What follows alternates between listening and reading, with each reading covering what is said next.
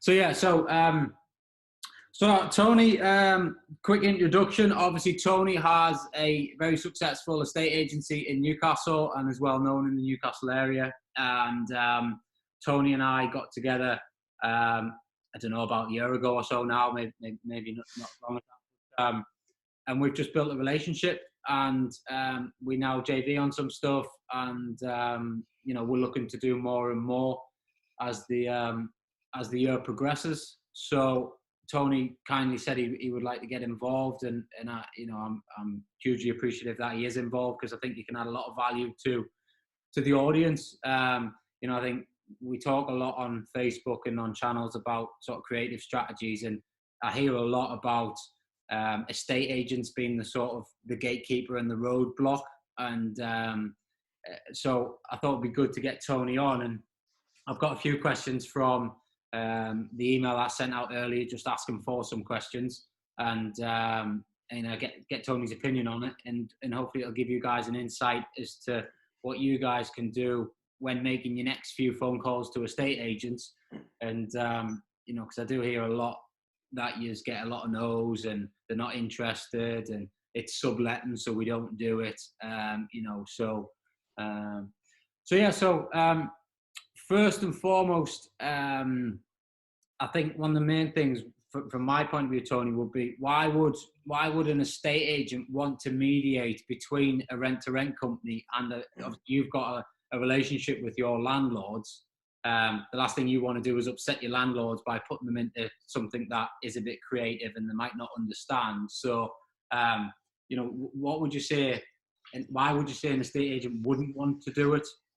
Well, it's probably easier to explain how obviously we got together as well.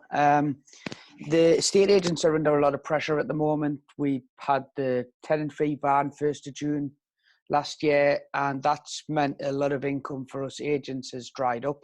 Yeah. So I think from an agency point, you know, having good quality people who are interested in renting properties, it's our bread and butter. It's our day to day. So it's music to our ears. If you say you're interested in taking a property, it's just about obviously being able to fulfill the financial obligation. So I think one, obviously the fact that a lot of these rent-to-rent deals are done via companies, we as agents can, and we don't always charge, by the way. I know we haven't charged you recently any, but we can still charge administration fees to companies. So yeah, if anything, it's now more desirable to work with companies and people doing strategies like this than it is just to rent a Joe Bloggs on the street.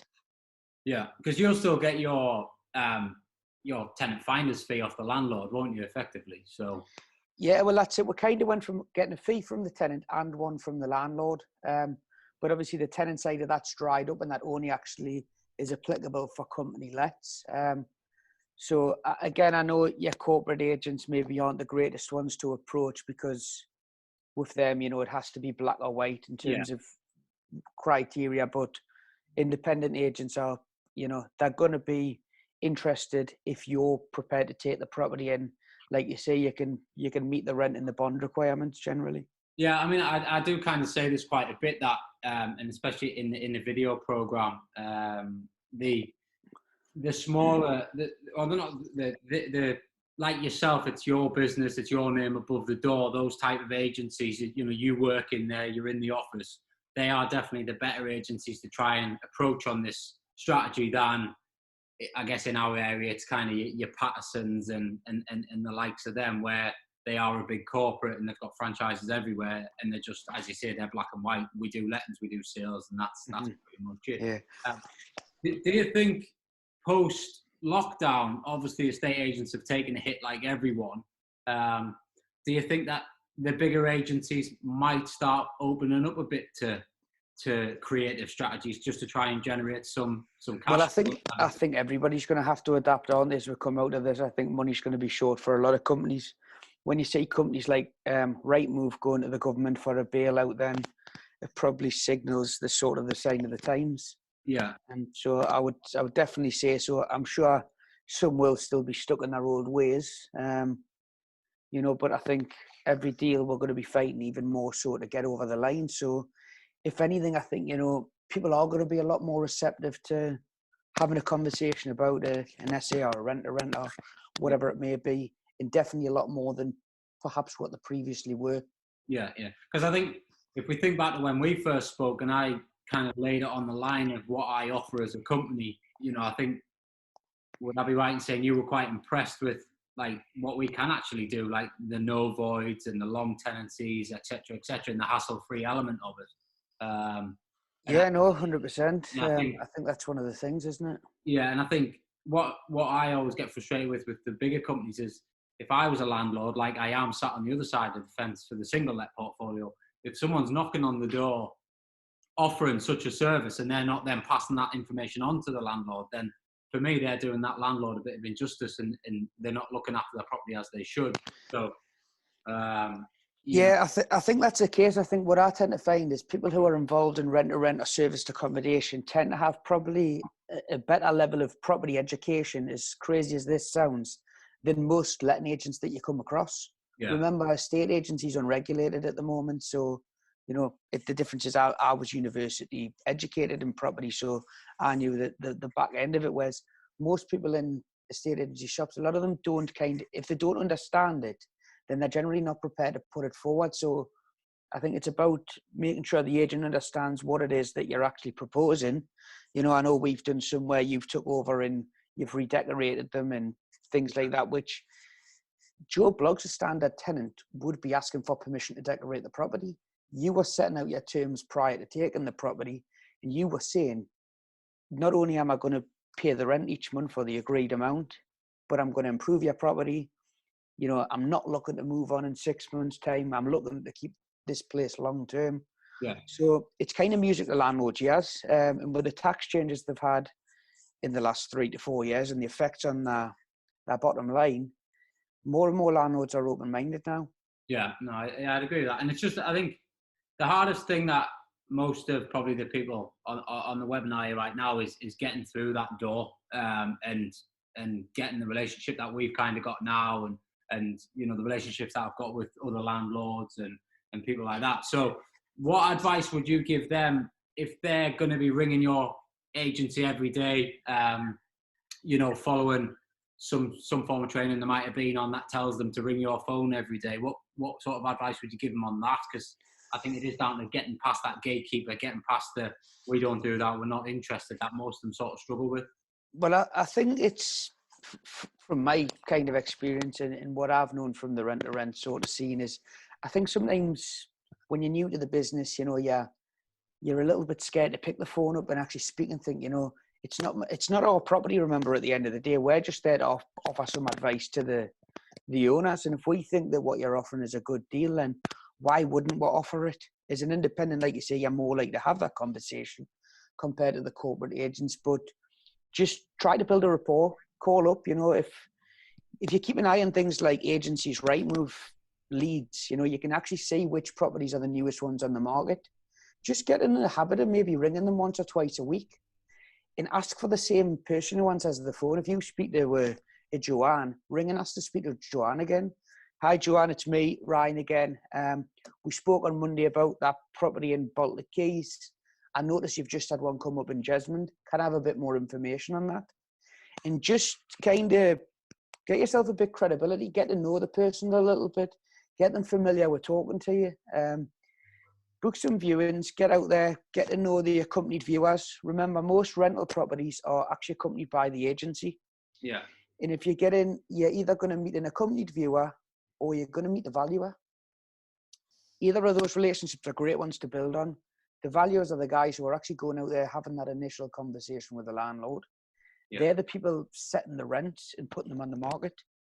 Your accompanied viewers will be to tell you which properties have been empty for a fortnight, which have been empty for a month. You know, they will have had conversations with the landlord and passed on positive and negative feedback. So, you know, when you're actually on viewings and you're viewing things, it's not just like looking at the photos and seeing an empty apartment in the city centre or what have you. They'll tell you a bit more about what the stories are. You know, this landlord's moved abroad, they're desperate to get it rented out because they have a mortgage or whatever it may be. You'll get to know more the story behind the property if you pick the phone up and get to know the negotiators, or you meet the accompanied viewers or the valuers at the property. Yeah. So definitely just get out there and view some things and get to know people. Yeah, I mean, I say it all the time, you know, property is a relationship game, and I think too many people just jump straight down the throat expecting to get a result straight away. I think you gotta kind of, I say, like, go on a viewing as though it was like a networking event, or like it was a relationship building sort of half an hour that you get, rather than you're actually going to view a property, you know, just to rent it. And as you say, then build up that credibility with you guys. Because, you know, I think on your side of the coin, you know, you've probably got landlords that you've worked with for, you know, decades. You don't want to piss them off by, you know, signing you know, there'll be plenty of them at the minute that have guaranteed their rents and have gone crying 2 months ago because they can't afford to pay it anymore because their service accommodation units have stopped working for them. You know, as you know, we haven't. We're paying every single rent because we're just riding the storm, and that's how we're set up. But that, in my mind, is going to play more into my favour of building more and more relationships further down the line. Whereas, you know, the last thing you want is you to sign up an agreement with a landlord that you do a lot of work with, and then they don't pay the rent, or they don't fulfill it, or they get the properties trashed, or whatever it might be. So yeah, I think it's that thing, like you say, you know, if you're new into the business and, you know, you're going to focus on a particular area, well, there's no harm in picking a complete different area 5 miles away and just use that as a trial. Get to know the agent there, view a couple of properties, get familiar with the questions you want to ask us, get an idea what sort of responses you get on the viewings. So try a different area first, spend a week doing it, get an idea how the viewing works, how the negotiator calls you the following day for feedback. Have a few conversations, make a list of what sort of responses you get from them, and you'll get an idea, and then apply to the area that you're looking to move into. Yeah, cool. Finally, and then I'll let you go. What would you say? Obviously, a lot of people are looking for below market value properties. You know, I obviously love the BRR strategy. You know, do it time and time again. Had another 2 come back today, bang on the money, revalue them back out. You know, it is a good way to build your net wealth quite quickly. What would you say the best way to get into estate agents and get those deals, like notifications of those deals before anyone else does, or, you know, make sure that you're on the top of the list? Well, I think they specifically is focus on the valuer rather than the negotiator in the office. You know, if you make a list of, I would probably say try to stick with one agent, get to know the valuer at one agent before you move on and build your rapport. You know, if you pick, say, Fenham, for example, where our office is, there's maybe 6 agents that are primarily do a lot of sales. So maybe spend a couple of weeks and just go out and view half a dozen empty properties with them, get to know the valuers, but ask the valuer to give you a ring when he's on the way to the property. A little trick, you might find he'll ring you off his own mobile. So you then end up with the valuer's number. Yeah. And then just drop a friendly text. Hiya, Tony, we met at, I don't know, Walton Court or something last week. Is there any new properties that you think are worth looking? You know, because remember, most estate agents, all my staff are commission based. Yeah. So they've got to focus to get that deal over the line. And I used to love it when I worked for other agents, because I used to have maybe a hot list of 5-10 people who, every time I knew a good property came on the market, I would have rang someone like yourself. Yeah. And I would have, before, when I put that property on the market, I already had 5, 6, 7, 8, 9, 10 viewings already booked in. Yeah. Ready to go before the negotiators have even picked up the phone and dialed out. So again, comes back to relationships. Other tips in terms of the portals, you know, you can have a look at some of the properties that have been on the longest, try them with some lower offers than perhaps what they're on the market for. Look for vacant properties. Again, when you're speaking to the negotiators, ask them the vendor's circumstances. Look for motivated sellers, you know, people who have either had a birth, death, marriage or divorce. Those are the sort of people that keep the property market ticking along. You know, only this week we've only sold 3 properties since lockdown this month. All 3 have been auctioned and all 3 are motivated sellers. Yeah. So it tells you something. And one of the guys sold for £9,000 less than the offer we recommended him take at the start of the month. So it just shows you, you know, you persevere, sticking with the valuers, keep your eye on the motivated sellers. You know, it's a numbers game. You get out there and you view things, you make some offers. You'd be surprised how many of them how many people down the line were ringing, 6-8 weeks after the viewing and saying, Mr. Luke's circumstances have changed, would you be prepared to increase your offer by £1,000 and he'll take it? Yeah. And, then you can make the numbers work, no doubt, if you're going to hold the property long term. Yeah. And I mean, I sort of teach a strategy to every couple of weeks drop back in with the agents that you viewed the property with and just simply ask if it's still available. And I think that kind of probably leads on to, as you say, you're doing it the other way around where I'm always chasing. So, is it available like every few weeks? Because the longer it goes on, the more motivated they are. What would you say about, the properties that are, they've been on Rightmove since 2017, 18, they're obviously like stuck in a mortgage or there's obviously a reason why they won't drop it below a price. And normally the price is too high and that's why they won't sell it.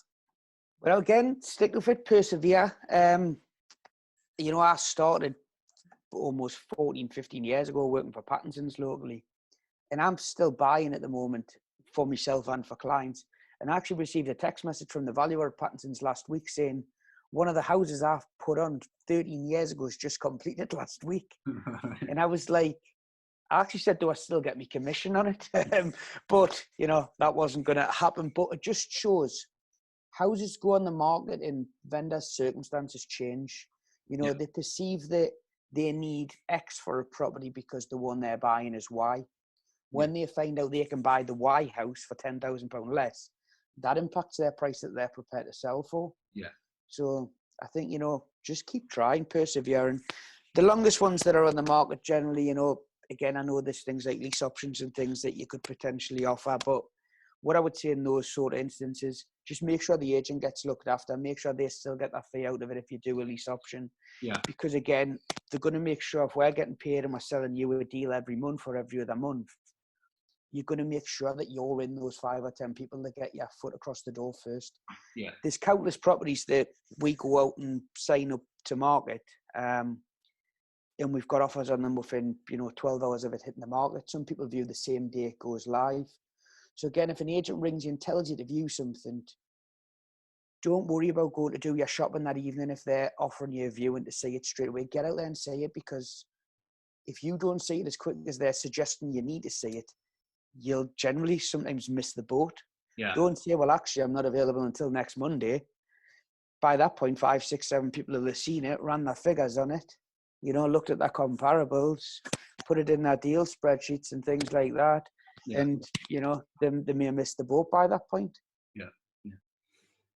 Cool. As always, fountain of knowledge. Appreciate it loads. I'm going to obviously continue, but I know you've got to be off, so you're going to jump off. But I'll buzz tomorrow. We'll catch up. Right. No problem. Well, thanks very much, Ryan, and all the best, everyone. Thanks. Thank you.